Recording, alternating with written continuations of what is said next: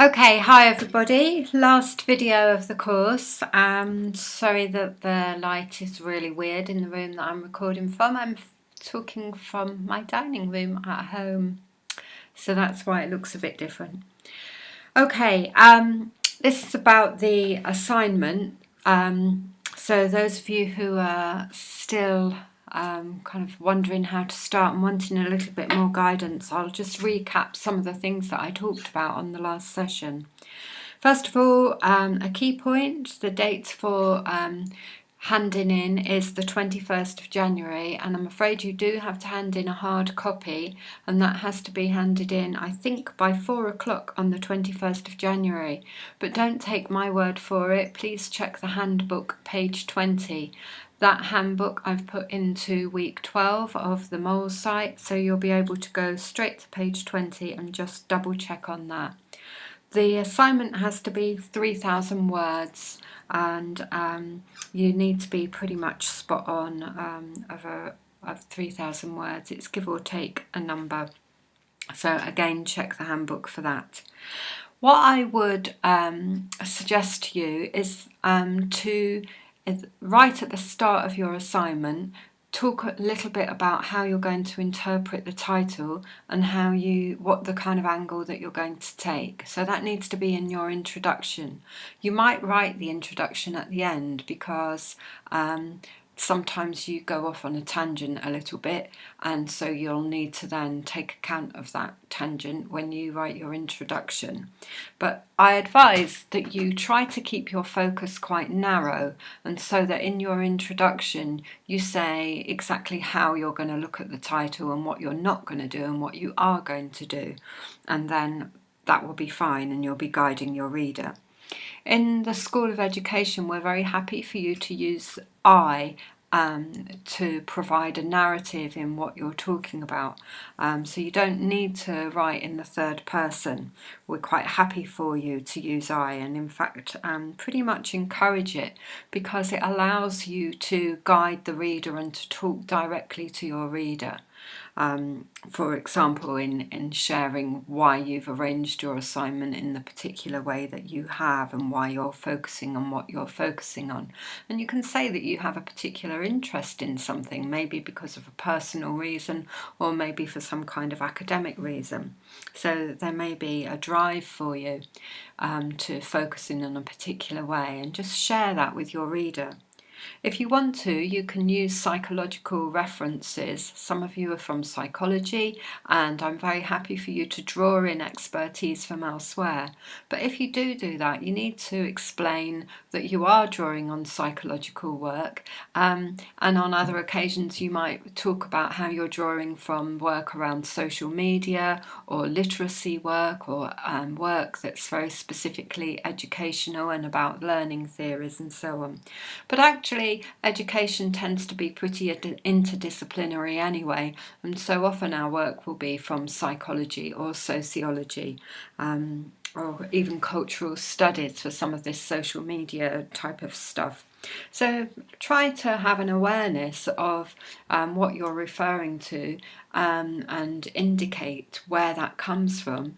And you might also want to draw attention to the date of the work, because that becomes really quite pertinent in terms of thinking about technology, because work that was done around the end of the 1990s, for example, will be referring to technology that wasn't even conceived of at that point. So do take account of the date in which things were written. The other thing is that I would suggest is that you don't allow quotations to just speak for themselves. Always provide some kind of commentary around a quotation. Explain why it is that you're using that. Explain why it is that you might find it convincing or unconvincing. Don't let them just stand for your own voice. You need to tell us what we need to interpret from that quotation, how to interpret that quotation and why it's relevant to your work. If you would like to, you can refer to presentations that you or your colleagues have done, and you can refer to those quotations to those presentations quite specifically, because they'll be in the weeks 10 and 11 folders on the mole site, and so you can give a URL for those presentations. I'm perfectly happy for you to use the topic of your own presentation. Obviously, don't repeat everything that was in that presentation, and you'll take something that was of your own interest and explore that a little bit further. So I'm happy for that to happen. I'm happy for you to reuse references that you used in the presentations. That will make sense. The other thing is that some of you might want to introduce references of your own that you've explored. That's fine.